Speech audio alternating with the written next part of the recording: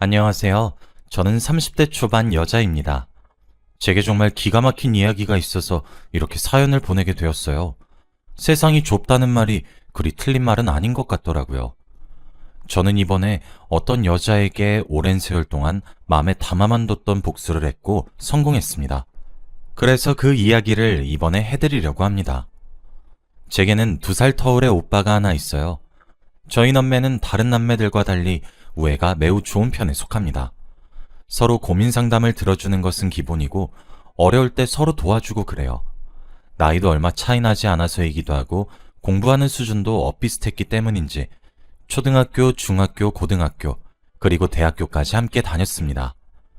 초중고 시절에는 등하교도 겹치는 기간에는 매일 함께 했었어요. 하지만 대학교에서는 서로 재학하고 있는 단대도 다르고 당연히 과도 달라서 그런지 따로 대학을 다닐 수밖에 없었죠. 게다가 저는 재수를 통해서 오빠가 입학한 대학을 가게 되었거든요. 원래 입학을 해야만 했던 애 수능에서 미끄러져서 1년 재수해서 입학한 케이스예요. 저희 남매가 생각보다 둘 다 머리가 좀 좋은 편이거든요. 그리고 제가 입학을 하던 해 오빠가 군대에 입대를 하기도 했고요. 제가 재수학원을 다녔을 때 저랑 동갑인 친구가 한 명 있었습니다. 재수학원이 저는 기숙학원이었어요. 그래서 그런지 진짜 너무 힘들었습니다. 그때 만난 친구였고 이름은 민지였어요. 민지와는 정말 마음이 잘 맞는 친구였죠. 그래서 공부 시간을 제외하고는 늘 함께 붙어 다니며 지냈고 또 잘 지냈습니다. 심지어 대학교 원서를 쓸 때에도 저와 민지는 함께 같은 대학에 붙었어요. 비록 과는 달랐지만 대학교에 가서 자주 만나기로 약속을 했죠. 그렇게 입학을 하게 되었고 민지와 당연히 만났습니다. 우린 같은 과도 아니고 같은 단대도 아니었기 때문에 동아리라도 함께 들자고 했어요. 그렇게 우리는 여행 동아리에 함께 가입하게 되었습니다. 그리고 저희가 가입한 여행 동아리의 회장 오빠를 민지가 좋아하게 되었어요. 제게 밀어달라고 부탁까지 하더라고요. 저는 당연히 저만 믿으라고 호언장담을 했어요. 그래서 회장 오빠가 오는 자리에 민지가 저를 끌고 가면서 모든 술자리에 참석했습니다. 저는 사실 흐트러지는 것을 별로 좋아하지 않아서 술자리를 그렇게 선호하는 편은 아니에요. 제가 취하지 않고 마실 수 있을 만큼만 마시고 말거든요. 그런데 그날 누구 생일이었나? 그랬던 날이었어요. 그래서 그런지 술에 죽자는 식으로 사람들 대다수가 이기지도 못하는 술을 들이부어 마시기 시작했죠. 저는 뭐 그렇게 죽은 사람들 치우는 담당이었고요. 그런데 그때 동아리에서 가장 짓궂기로 소문난 오빠가 저랑 민지를 꼽으면서 제 칭찬을 막 하기 시작했어요. 아, 민지? 민지도 이뻐. 다 좋아. 그런데 진짜 아연이가 진짜 예쁘다니까? 아연아, 너 우리 동아리에서 너 남몰래 짝사랑하는 사람 얼마나 많은지 모르지? 저기 널브러져 있는 우리 동아리 회장님도 너 좋아하잖아. 라고 하면서요. 저는 처음부터 그 오빠가 민지와 저를 비교하는 대목부터 마음에 들지 않았고 어떻게 해야 저 주둥아리를 다물게 할 수 있을까 고민하던 순간이었는데 마지막 대목에서 정말 경악스럽기까지 하더라고요. 민지가 술에 취해서 제발 듣지 못했길 바라고 있었어요. 그런데 고개를 돌려보니 민지가 무표정으로 정색을 하고 있더라고요. 저는 재수학원을 다니면서 하루 온종일을 붙어 지냈었던 친구잖아요. 그래서 다 알겠더라고요. 그 표정은 민지가 정말 기분이 나쁠 때 나오는 표정이란 사실을요. 민지는 조용히 일어나서 동아리실을 빠져나가기 시작했고 저는 그 뒤를 따라갔어요. 민지가 제게 톡톡 쏴대는 듯한 뉘앙스로 저보고 그 오빠랑 잘해보라는 듯 비꼬더라고요. 민지야, 진짜 나 그런 거 아닌 거 네가 제일 잘 알잖아. 아냐? 나 그럴 의도 없었던 것도 네가 옆에서 많이 봐왔잖아. 라고 억울함을 표시했어요. 민지는 한참 말이 없었고 제가 다가가며 다시 한번 이름을 부르니까 왈칵 눈물을 터뜨리더군요. 그렇게 민지의 첫사랑은 저로 인해 무너졌습니다. 그 이후 민지와의 관계가 조금 어색해졌어요. 막연하게 민지가 저를 피하는 듯 했죠. 그렇게 지내기를 몇 달. 저는 괜히 제가 죄를 지은 것만 같아서 여행 동아리를 탈퇴했어요. 그렇게 제 생활에 충실히 임하고 있었는데 민지가 연락을 하더라고요. 저와 더 이상 이렇게 지내고 싶지 않다고. 그러니까 함께 제주도로 여행 가서 재밌게 놀고 다 풀자고 하면서요. 저는 그런 민지의 제안이 더할 나위 없이 반가웠고 우린 바로 떠났습니다. 그런데 그곳에서 제게 비극적인 일이 일어나게 되었습니다.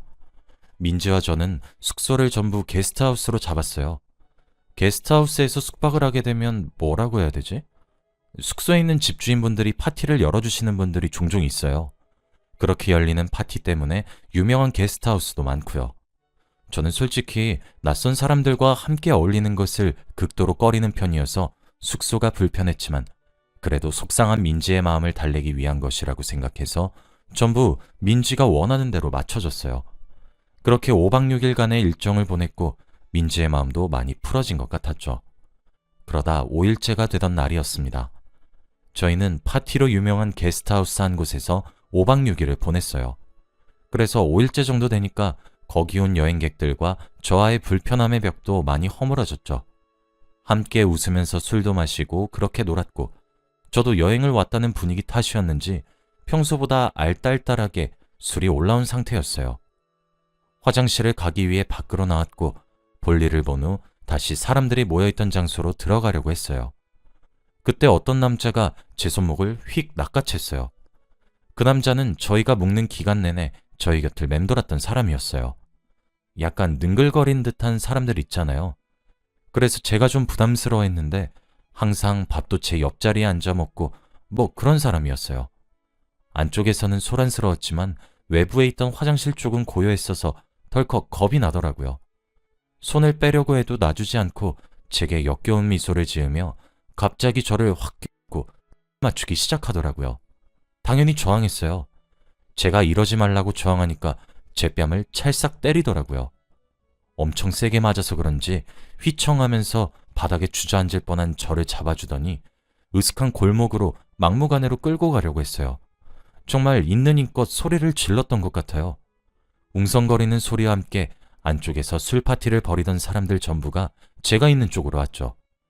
절 데려가던 남자들 일행은 아, 이 새끼 또 이러네 하면서 그 남자 팔 한쪽씩 잡고 죄송합니다 하면서 끌고 들어갔어요. 저는 게스트하우스 사장님과 함께 놀았던 언니들의 부축을 받고 주저앉았던 몸을 일으켜 세웠죠. 본능적으로 민지를 찾았어요. 그런데 민지는 짝을 지어 함께 술을 먹던 남자 등에 꼭 달라붙어서 제 곁에 있지도 않더라고요. 근데 그게 뭐라고 그렇게 허탈하던지 당연히 술판은 개판이 되었어요. 저는 게스트하우스 사장님께 진술서를 써주시라고 울면서 부탁을 드렸습니다. 그리고 저는 뜬 눈으로 밤을 지새우고 바로 아침 비행기로 제 것만 변경해서 서울로 돌아왔고 오자마자 바로 경찰에 신고했습니다. 민진 그때 방에 들어오지도 않았어요. 그때 짝지어진 남자랑 함께 밤을 보내는 것 같더라고요. 진짜 기가 막혔습니다. 친구가 이딴 꼴을 당했는데 남자에 미쳐서 해벌레하는 꼴이라니 어이가 없더군요. 경찰에 신고했더니 증거가 모자라서 증인이 필요하다 하셨고 저는 게스트하우스 사장님이 봤다고 얘기했어요. 그리고 다행스럽게도 그때 주차장에 있었던 자동차 블랙박스에 모든 정황이 담겨 있었습니다.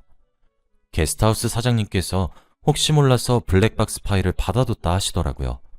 진짜 아직까지 감사하게 생각하고 있고 제주도에 갈 때마다 신세를 지고 있어요. 경찰 측에서도 제가 주항해서 뺨을 맞은 것과 제 동의 없이 을 맞춘 거를 보고 폭행죄와 성추행죄로 그 개만도 못한 놈을 입건했습니다. 그런데 제가 정말 기가 막혔던 점이 뭔지 아십니까? 경찰 측에다 요청해서 블랙박스 파일을 받아서 저도 직접 봤습니다. 저도 진술을 해야 했는데 그때 당시의 기억이 너무 충격적이어서 그런지 잘 기억이 나질 않았거든요. 그런데 블랙박스에 제가 나오는 걸 떠나서 한쪽 구석에 누군가 숨어서 저와 그놈을 보고 있었어요. 그리고 휴대폰을 들어서 촬영을 하고 있었죠. 도와줄 생각도 않고 말이에요. 사람을 불러오거나 그런 행동은 취하지도 않고 그냥 촬영만 하고 있었어요. 그리고 그 사람이 민지였습니다.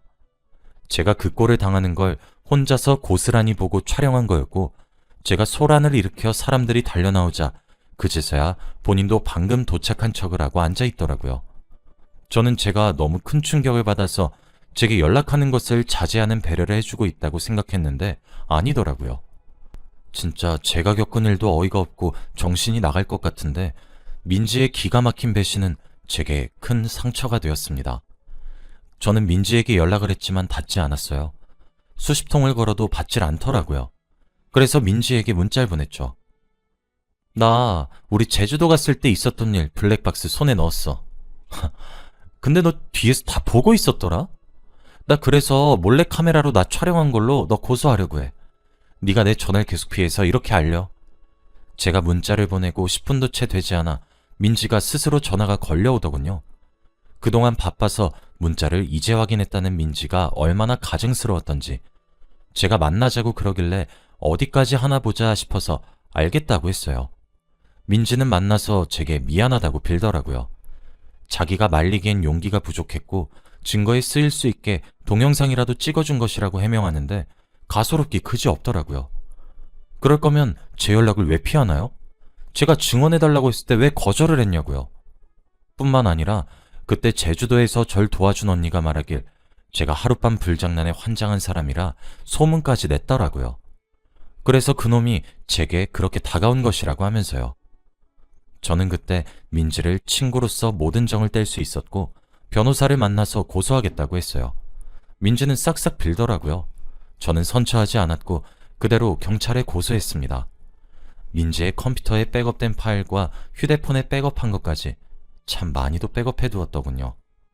재생해서 시청하니 제가 뺨을 맞는 모습에서 킥킥거리며 웃는 소리까지 들려오더군요. 저는 정말 커다란 충격을 느꼈어요. 민지는 벌금형을 받게 되었고 저는 그 이후로 민지와 연을 끊어냈습니다. 그렇게 10년이 지났어요. 저희 남매의 우애는 매우 진한 편이지만 사실 서로의 연애사는 서로에게 잘 말하지 않아요. 서로 궁금해하지도 않고 말이에요. 그러다 저희 오빠가 30 중반을 앞두고 결혼하고 싶은 여자가 있다고 얘기를 하더군요. 저희 부모님과 저는 오빠에게 축하한다고 했고 오빠는 주말에 함께 오겠다고 했죠. 토요일이 되었고 저와 엄마는 아침부터 오빠가 데려올 여자친구를 맞이하기 위해 음식 준비에 청소에 유난이란 유난은 다 떨었어요. 그리고 초인종 소리와 함께 문을 열었고 그곳에 서 있는 것은 오빠와 오빠의 여자친구였습니다. 그리고 오빠의 여자친구는 민지였어요. 표정 관리요? 전혀 되지 않았고 진짜 예의 하나도 제대로 차리지 못하겠더라고요. 진짜 너무 소름이 끼쳐서요. 저를 보고 두 눈이 동그래진 것을 보고 민지도 적잖이 놀랐다고 생각했습니다.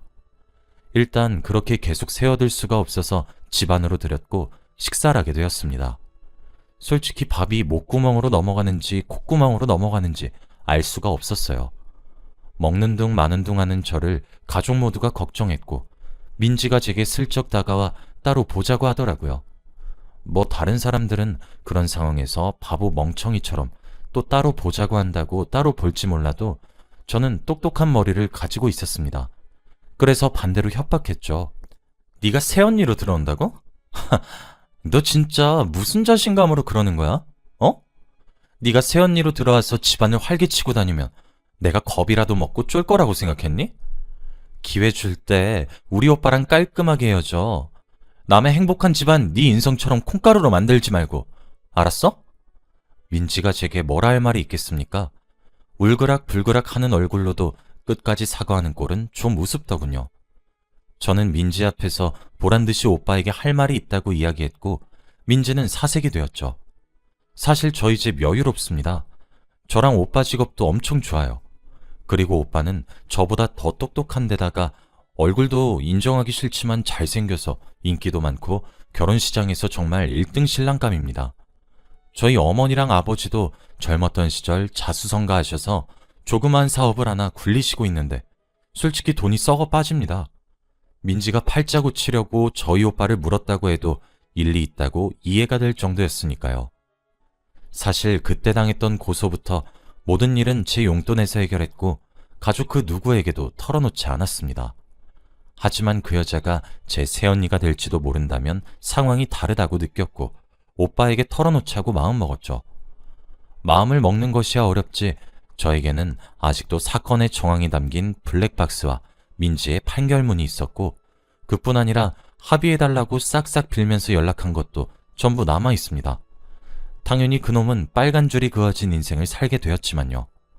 오빠는 알겠다고 하면서 어차피 민지도 집에 가야 된다고 민지를 데려다주고 오겠다는 말을 하고 나가서 한참을 들어오질 않았고 한참 뒤 굳은 표정으로 집에 돌아왔고 제 방에 조용히 찾아왔습니다.